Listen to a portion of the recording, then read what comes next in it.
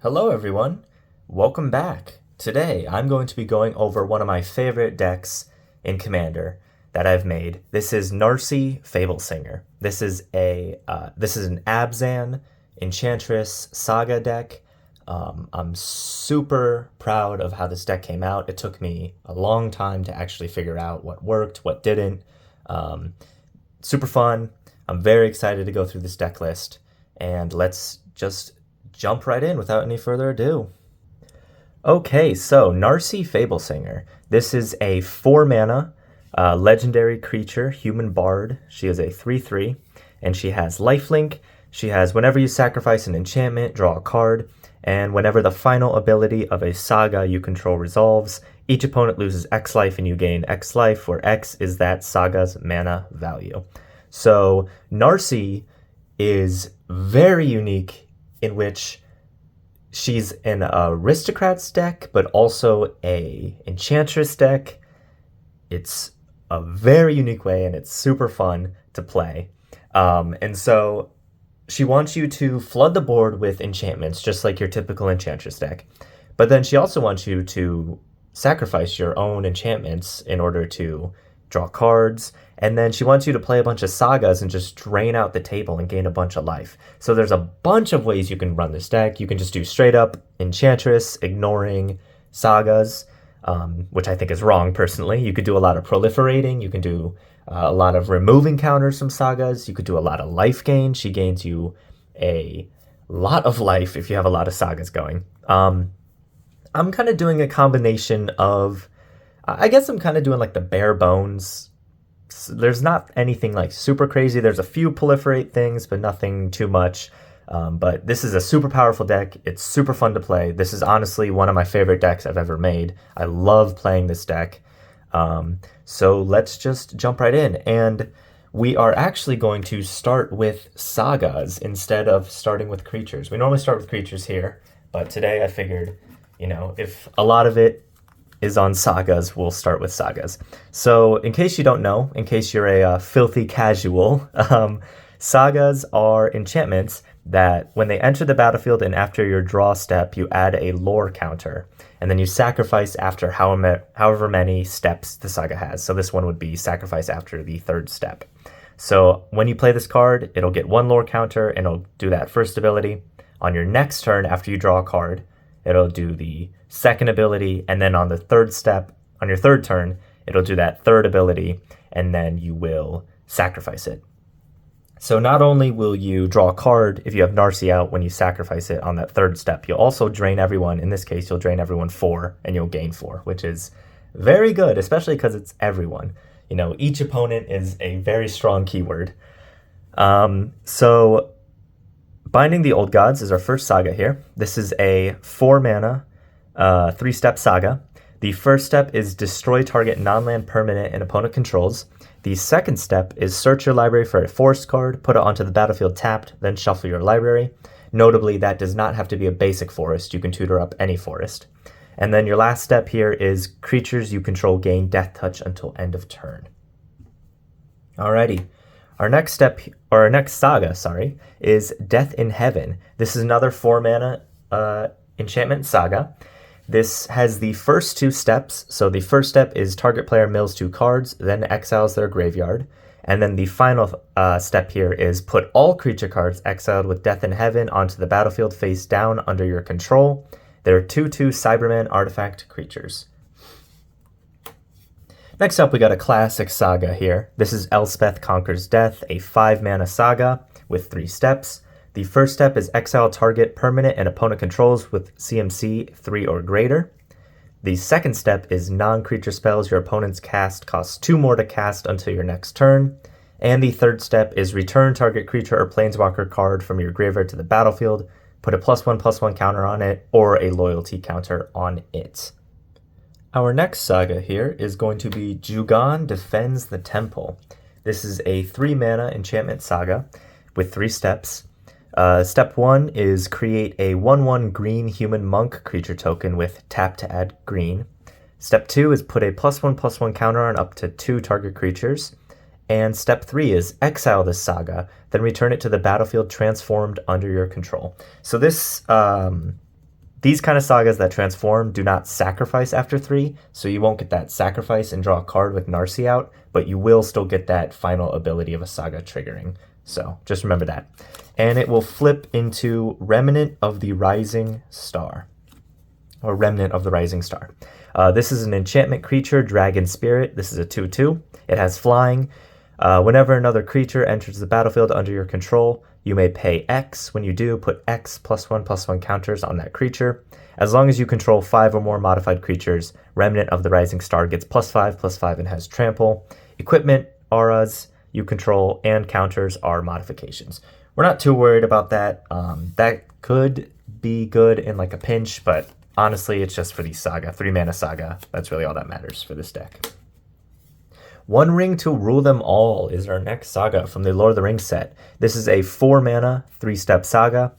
The first step is the ring tempts you. Then each player mills cards equal to your ring bearer's power. Step 2 is destroy all non-legendary creatures. And step 3, each opponent loses 1 life for each creature card in that player's graveyard. Up next, we got Phyrexian Scriptures. This is a 4-mana saga with 3 steps.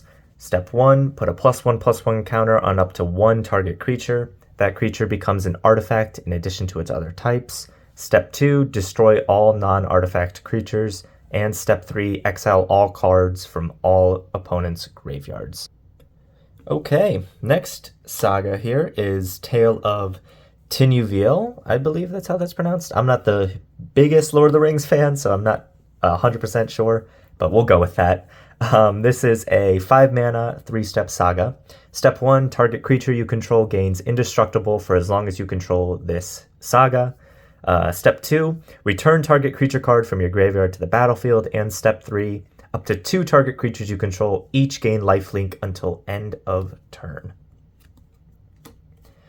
The Cruelty of Gix is our next saga. This is a 5-mana, 3-step saga. Notably, this saga has read ahead. So as this saga enters the battlefield, you get to choose how many lore counters it will start with. So skip chapters do not trigger, and you sacrifice after 3. So this one is nice because you get to choose any of these as it enters the battlefield rather than starting at 1 and going down. So if you want to start at 3 right away, you can. And if you have Narcy out, you play this, start it at 3, drain everyone 3, get that final ability, drain everyone for 5, gain 5, draw a card because you sacrificed it, and then get that final ability. So really good, very fun.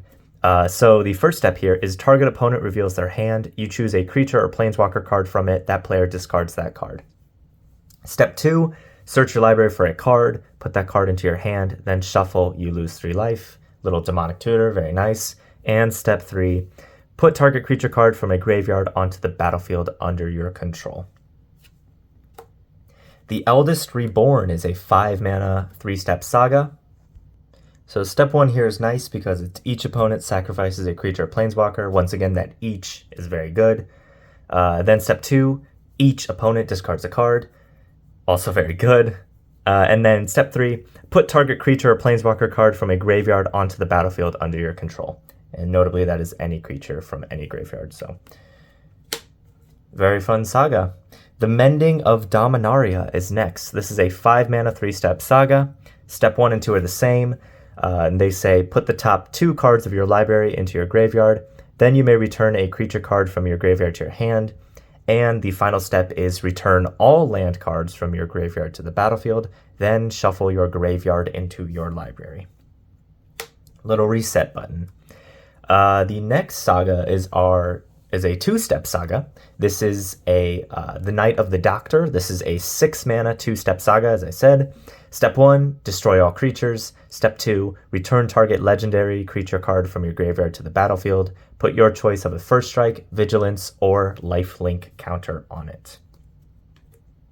The Restoration of Iganjo is next, and it is foil, so it might be hard to see. But I'll walk you through. Don't worry, I'll hold your hand for this. This is a 3-mana enchantment saga.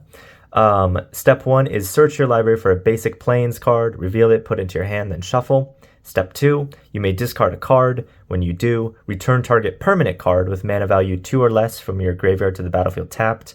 And step 3, exile this Saga, then return it to the battlefield transformed under your control. So it'll transform into Architect of Restoration. This is a 3/4 enchantment creature, Fox Monk. It has Vigilance. Whenever it attacks or blocks, you get to create a 1/1 colorless spirit creature token. All right, we're nearing the end of our tale of sagas here, unfortunately, but we have the War in Heaven. This is a 6-mana enchantment saga, 3 steps. First step, you draw 3 cards and lose 3 life. Step 2, mill 3 cards. Step 3, choose up to 3 target creature cards with total mana value 8 or less in your graveyard. Return each of them to the battlefield with a Necrodermis counter on it, their artifacts in addition to their other types. The Weatherseed Treaty is our next saga. This is a 3-step saga with read ahead again. So step 1, search your library for a basic land card, put it onto the battlefield tapped, then shuffle. Step 2, create a 1/1 green Sapperling creature token. Step 3, Domain. Target creature you control gets +X/+X and gains trample until end of turn, where X is the number of basic land types among lands you control. The World Spell is our second to last saga here. This is I had to double check there. This is a 7-mana, read ahead, 3-step saga. First 2 steps are the same. Look at the top 7 cards of your library. You may reveal a non-saga permanent card from among them and put it into your hand. Put the rest on the bottom of your library in a random order. And the final step is put up to 2 non-saga permanent cards from your hand onto the battlefield.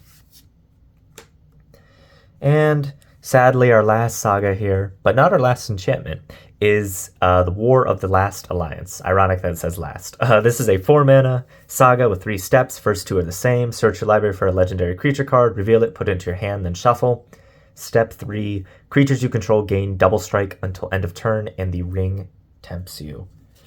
Okay, so sagas are out of the way. Now we are going to jump into just the plain Jane enchantments. Aura of Silence is our first enchantment. That is not a saga. This is a 3-mana enchantment that says artifact and enchantment spells your opponents cast costs 2 more to cast, and you can sacrifice it at any time and destroy target artifact or enchantment. So you could spec. This deck is only running a couple of these types of enchantments, but you could definitely spec into the enchantments that you can sacrifice them at any time. That way you can control when Narcy is drawing cards when you sacrifice enchantments. So that's one way you could play this deck. I only have a couple because I like sagas more, but up to you. Black Market Connections is up next. This is one of the best enchantments to come out in recent years. This is a 3-mana enchantment that says, at the beginning of your pre-combat main phase, choose 1 or more. Create a treasure token, you lose 1 life. Draw a card, you lose 2 life. Create a 3/2 colorless shapeshifter creature token with Changeling, you lose 3 life. It has every creature type. Very good enchantment. Doom Foretold is up next. This is a 4-mana enchantment that says, at the beginning of each player's upkeep, including you, that player sacrifices a non-land, non-token permanent. If that player can't, they discard a card, they lose 2 life, you draw a card, you gain 2 life, you create a 2/2 White Knight creature token with Vigilance, then you sacrifice Doom Foretold. It's a mouthful, but it's keeping people removing things on their board, which is nice. Enchantress's Presence is next. Classic enchantment piece. This is a 3-mana enchantment that says whenever you cast an enchantment spell, draw a card. Exploration. If you're drawing a bunch of cards, you need a way to play more than 1 land per turn, and Exploration is a good way to do that. It is a 1-mana enchantment that says you may play an additional land on each of your turns. Very good, especially in the early game. Or I guess late game. I guess you could say it's just good all around. Fertile Ground is our next enchantment. This is a 2-mana enchantment aura. You enchant land. Whenever an enchanted land is tapped for mana, its controller adds 1 mana of any color to his or her mana pool. Historian's Boon is our next enchantment. This is a 4-mana enchantment that says, whenever a Historian's Boon or another non-token enchantment enters the battlefield under your control, create a 1/1 white soldier creature token. And then the next ability is whenever the final chapter ability of a saga you control triggers, create a 4/4 white angel creature token with flying and vigilance. Resourceful Defense is next. This is a 3-mana enchantment that says whenever a permanent you control leaves the battlefield, if it had counters on it, put those counters on target permanent you control. And then you can pay 5 mana and move any number of counters from target permanent you control to another target permanent you control. So this is fun because this can just cascade your sagas. If you have a bunch of sagas out and one of them finishes and it leaves the battlefield, it has 3 lore counters. And you can move those lore counters onto another saga. And then that one will most likely go off right away. And then you can just keep doing that, and it will just, as long as you have sagas, this card will just keep going off, which is super fun and super cool. Sanguine Bond is next. This is a 5-mana enchantment that says whenever you gain life, target opponent loses that much life. We're gaining a bunch of life, might as well hurt people for gaining life in addition to our commander. Speaking of enchantments that sacrifice themselves, Seal of Doom, 3-mana enchantment, sacrifice Seal of Doom, destroy target non-black creature, it can't be regenerated. And our next one is similar, Seal of Primordium, 2-mana enchantment, sacrifice Seal of Primordium, destroy target artifact or enchantment. Smothering Tithe is our next one. This is a 4-mana enchantment. Whenever an opponent draws a card, that player may pay 2. If the player doesn't, you create a treasure token. Very annoying to asking people to constantly pay 2, but hey, treasures are treasures. Sterling Grove is our next one. This is a 2-mana enchantment that gives other enchantments you control have Shroud, so they can't be the targets of spells or abilities, including your spells or abilities, so just be careful. And then you can pay 1, sacrifice it, search your library for an enchantment card, reveal it, then shuffle and put that card on top. And our final enchantment is Wild Growth, a 1-mana enchantment aura. You enchant a land you control, or I guess you could just enchant any land. And whenever enchanted land is tapped for mana, its controller adds an additional green mana. All right, now we're going to jump into our creatures. So here we go. We got our first one here is a 2-mana Argothian Enchantress. This is a 0/1 human druid. It has Shroud, so it can't be the target of spells or abilities, including your own. And whenever you cast an enchantment spell, draw a card. Barbara Wright is a new card, and it fit perfectly in this deck. This is a 2-mana 1/3 legendary creature, human advisor. She has History Teacher. Sagas you control have Read Ahead, so all of your sagas, even the ones that don't already have Read Ahead, you can choose where they end, or where they start, which is very fun. And then it has Doctor's Companion, which doesn't matter for this deck. Calyx Guided by Fate is up next. This is a 3-mana legendary enchantment creature, human druid, and it is a 2/2 with Constellation. Whenever Calyx Guided by Fate or another enchantment enters the battlefield under your control, put a +1/+1 counter on target creature. Whenever Calyx or an enchanted creature you control deals combat damage to a player, you may create a token that's a copy of a non-legendary enchantment you control. Do this only once each turn. Destiny Spinner's up next. This is a 2-mana enchantment creature, human, 2/3. Creature and enchantment spells you control can't be countered, and you can pay 4 mana and target land you control becomes an XX elemental creature with trample and haste until end of turn, where X is the number of enchantments you control. It is still a land. Doomwake Giant is a 5-mana enchantment creature giant. That's a 4/6. It has Constellation. Whenever Doomwake Giant or another creature enters the battlefield, or another enchantment, rather, enters the battlefield under your control, creatures your opponents control get -1/-1 until end of turn.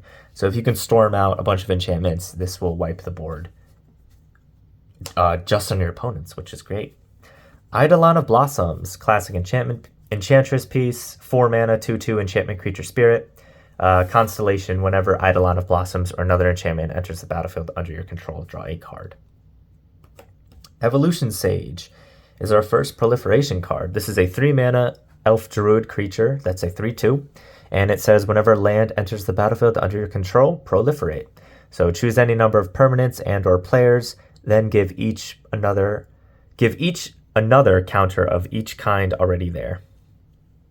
Very weird wording, but just gives another counter that's already existing, including lore counters. Faith Healer's next. This is a 2-mana cleric, 1/1. Sacrifice an enchantment, gain life equal to the sacrifice enchantment's total casting cost. Next up, we got Femeref Enchantress. This is a 2-mana 1/2. It's an old card, so it says Summon Enchantress, but it is really a creature, human druid. And it says, whenever an enchantment is put into any graveyard from play, draw a card. That does not just have to be yours. Grim Guardian is next. 3-mana enchantment creature zombie, that's a 1/4. And it has Constellation. Whenever it or another enchantment enters the battlefield under your control, each opponent loses 1 life. Jukai Naturalist is next. 2-mana enchantment creature, human monk. 2/2 lifelink. Enchantment spells you cast cost 1 less to cast. Mesa Enchantress is a 3-mana creature, human druid, 0/2. Whenever you cast an enchantment spell, you may draw a card. Nyxborn Behemoth is a 12-mana enchantment creature, beast, 10/10. This spell costs X less to cast, where X is the total mana value of non-creature enchantments you control. It has trample, and you can pay 2 and sacrifice another enchantment. It gains indestructible until end of turn. Up next, we got Ondu's Spirit Dancer, a 5-mana creature core cleric, 3/3. Whenever an enchantment enters the battlefield under your control, you may create a token that's a copy of it. Do this only once each turn. Sanctum Weaver is a 2-mana enchantment creature dryad that's a 2/2. You can tap it to add X mana of any one color, where X is the number of enchantments you control, including itself. Satsuki, the Living Lore, is a 2-mana 1/3 legendary creature, human druid. It has tap, put a lore counter on each saga you control, activate only as a sorcery. When Satsuki, the Living Lore, dies, choose up to 1. Return target saga or enchantment creature you control to its owner's hand, or return target saga card from your graveyard to your hand. Scholar of New Horizons is a 2-mana human scout, 1/1. Scholar of New Horizons enters the battlefield with a +1/+1 counter on it. You can tap it to remove a counter from a permanent you control. Search your library for a plains card and reveal it. If an opponent controls more lands than you, you may put that card onto the battlefield tapped. If you don't put the card onto the battlefield, put it into your hand, then shuffle. So this can remove your lore counters in order to refresh them. So if just a heads up, if you remove a lore counter, it will not activate a previous ability, but it will activate the ability on your next turn. So say you're at lore step number 2, you remove the lore counter, it goes back up to 1. It's not going to trigger 1 again, but on your next turn, it will go do 2 again. Cetessan Champion is a gross card in Enchantress decks. It literally is always on the board, and it stays on the board, at least in my playgroup. This is a 3-mana creature, human warrior, 1/3, Constellation. Whenever an enchantment enters the battlefield under your control, put a +1/+1 counter on her and draw a card. Sithis, Harvest Hand, can't run an Enchantress deck without Sithis, the Enchantress herself. A 2-mana 1/2 legendary creature, enchantment creature, Nymph. Whenever you cast an enchantment spell, gain 1 life, draw a card. Verduran Enchantress is up next. This is a 3-mana. It says Summon Enchantress, but it is a creature, human druid again. 0/2. This is a very old card, so it's got weird wording. It says 0 mana, draw a card when you successfully cast an enchantment. Use this effect only once for each enchantment cast. This just says whenever you cast an enchantment, draw a card. And lastly in our creatures is Vorinclex, who is a hidden saga, which I'll explain in a second. This is a 5-mana legendary creature, Phyrexian Praetor. He is a 6/6 with trample, reach, and when he enters the battlefield, search your library for 2 forest cards, reveal them, put them into your hand, then shuffle. Then you can pay 8 mana, exile Vorinclex, then return it to the battlefield transformed under its owner's control, activate only as a sorcery. He will transform as the Grand Evolution. This saga has no mana value, so when that final step resolves, it won't drain your opponents, but still, it's a very good card. First step, mill 10 cards, put up to 2 creature cards from among the milled cards onto the battlefield. Step 2, distribute 7 +1/+1 counters among any number of target creatures you control. And step 3, until end of turn, creatures you control gain 1 mana. This creature fights target creature you don't control. Exile the Grand Evolution, then return it to the battlefield front face up. So it comes back as Vorinclex, so you could do it again theoretically. Very fun card. Alrighty, so we are going to jump into our non-permanent spells now. Lost the word there for a second. This is our instance, and there's only two. We got Anguished Unmaking, a 3-mana instant. Exile target non-land permanent. You lose 3 life. Very good card. Can pretty much get anything except lands. And then Cosmic Intervention is our final instant, a 4-mana instant. If a permanent you control would be put into a graveyard from the battlefield this turn, exile it instead. Return it to the battlefield under its owner's control at the beginning of the next end step. And then you can pay 2 mana to foretell it, and it'll cost 1 white and 1 colorless. So during your turn, you may pay 2 colorless and exile this card from your hand face down. Cast it on a later turn for its foretell cost. And this is your get out of jail free card in case someone tries to austere command or any other things that blow up all your enchantments or creatures. Sorceries are going to be our next spot here. And we have a few more sorceries than instants. We have our first one here is Balaged Recovery. 3 mana sorcery, return target creature card or target card from your graveyard to your hand. And it's nice because it is a MDFC, so it has a backside here which you can choose to play it on as Balaged Sanctuary, a land.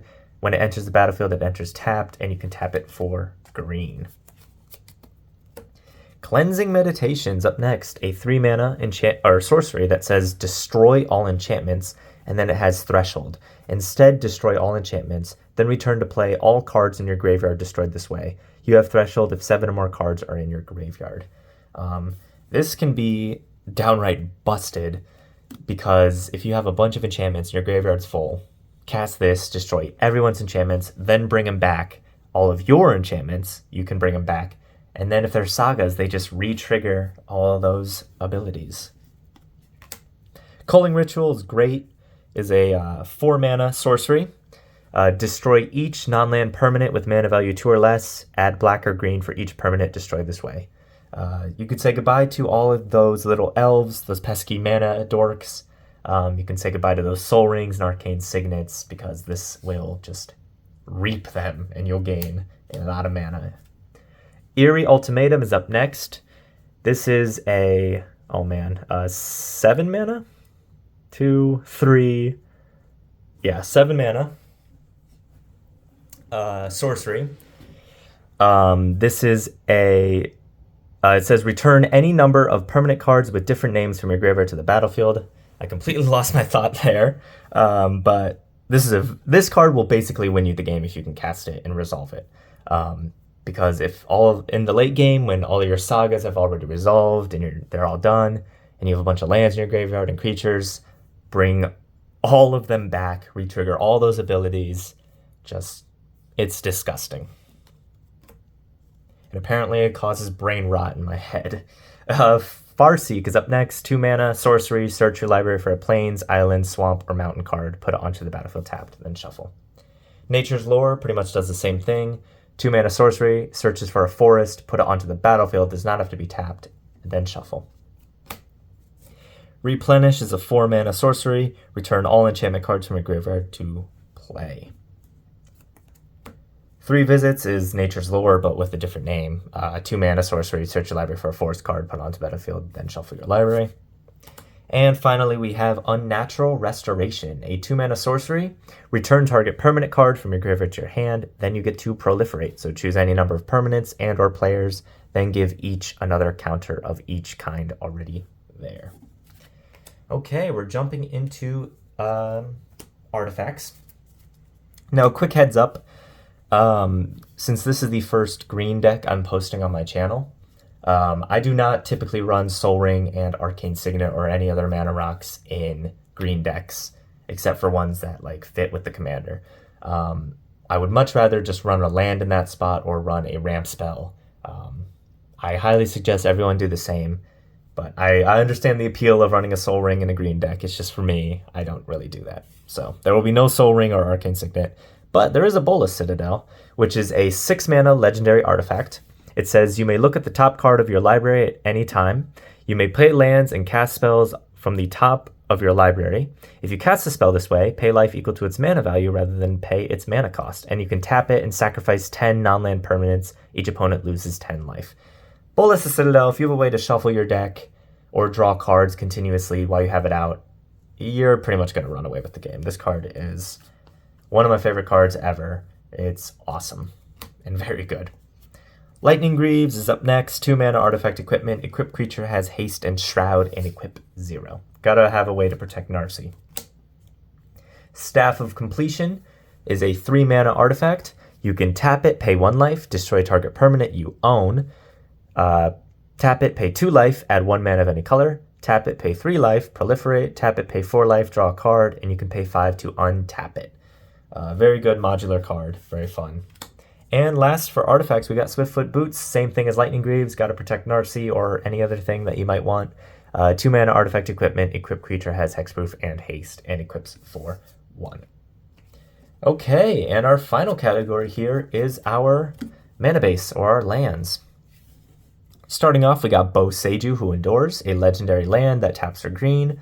It has channel, so you can pay 2, discard it, and destroy target artifact, enchantment, or non-basic land an opponent controls. That player may search their library for a land card with a basic land type, put it onto the battlefield, then shuffle. This ability costs 1 colorless less to activate for each legendary creature you control. Bountiful Promenade is next. It enters the battlefield tapped unless you have 2 or more opponents, and it taps for green or white. Brushland is next. It taps for colorless, or it taps for green or white, and it deals 1 damage to you. Cavern of Souls, as it enters the battlefield, choose a creature type, taps for colorless, or taps to add 1 mana of any color. Spend this mana only to cast a creature spell of the chosen type, and that spell cannot be countered. I would choose humans if you're going to build this deck the way I did, just because there are a lot of humans, including your commander. So always good to have an uncounterable commander. Caves of Koilos is next. This is a land that taps for colorless, or it taps for white or black, and it deals 1 damage to you. Next up, we got Command Tower, which taps for 1 mana of your commander's mana identity or mana value. This is the Princess Bride Secret Lair version, which looks beautiful. And I figured it would go well because, you know, that movie's all about telling a story. Narcy's all about telling stories, so works for me. Deathcap Glade is next.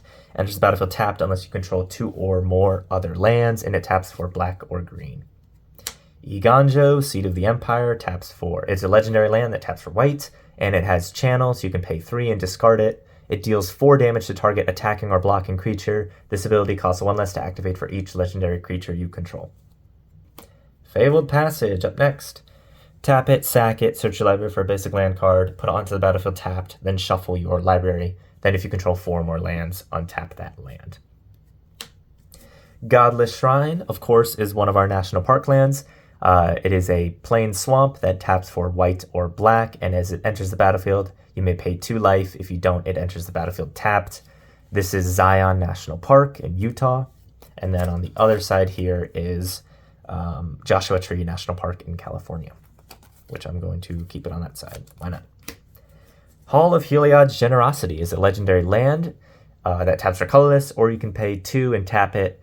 Put target enchantment card from your graveyard on top of your library. Of course, we're running a Triome in a 3-color deck. This is Indatha Triome. That's a plain swamp forest. Taps for white, black, or green. And it enters the battlefield tapped, and in the late game, you can cycle it for 3 by discarding it and then drawing a card. Isolated Chapelle is next. This is a land that enters the battlefield tapped unless you control a plains or a swamp. It taps for white or black. Karn's Bastion's up next. Taps for colorless, or you can pay 4 and tap it to proliferate. Llanowar Wastes taps for colorless, or it taps for black or green, and it deals 1 damage to you. Nesting Grounds taps for colorless, and you can pay 1 and tap it and move a counter from target permanent you control onto another target permanent you control, activate only as a sorcery. So you can move lore counters onto things you like. You can move lore counters onto creatures if you want. It would do nothing, but it'd be funny. You can move -1/-1 counters. You can move +1s. It's a very good card, very fun. Overgrown Farmland is next. It's a land that enters the battlefield tapped unless you control 2 or more other lands, and it taps for green or white. Here's my favorite national park and national park land. Overgrown Tomb, land, swamp, forest, taps for black or green. As it enters the battlefield, you may pay 2 if you don't, or 2 life if you don't, enters the battlefield tapped. And we got the Everglades in Florida. And then on the other side here, we have Conagry National Park in South Carolina. But we love the Everglades here, so we keep it on the Everglades side. Shattered Sanctum is up next. This is a land that enters the battlefield tapped unless you control 2 or more other lands, and it taps for white or black. Next, we got Sun Petal Grove. As it enters the battlefield, it enters tapped unless you control a forest or plains, and it taps for green or white. Takanuma Abandoned Mire is a legendary land that taps for black. It has channel, so you can pay 4 and discard it. Mill 3 cards, then return a creature or planeswalker card from your graveyard to your hand. This ability costs 1 less to activate for each legendary creature you control. Temple Garden is next. This is another national park land. And just to note, these national park lands are proxies that I made. These are not official Magic cards. This is a forest plains that taps for green or white. As it enters the battlefield, you may pay 2 life. If you don't, it enters the battlefield tapped. And this is Yellowstone National Park in Wyoming. And on the other side here, we have Bryce Canyon in Utah, which we'll put on that side. Undergrowth Stadium's up next. This is a land that enters the battlefield tapped unless you have 2 or more opponents, and it taps for black or green.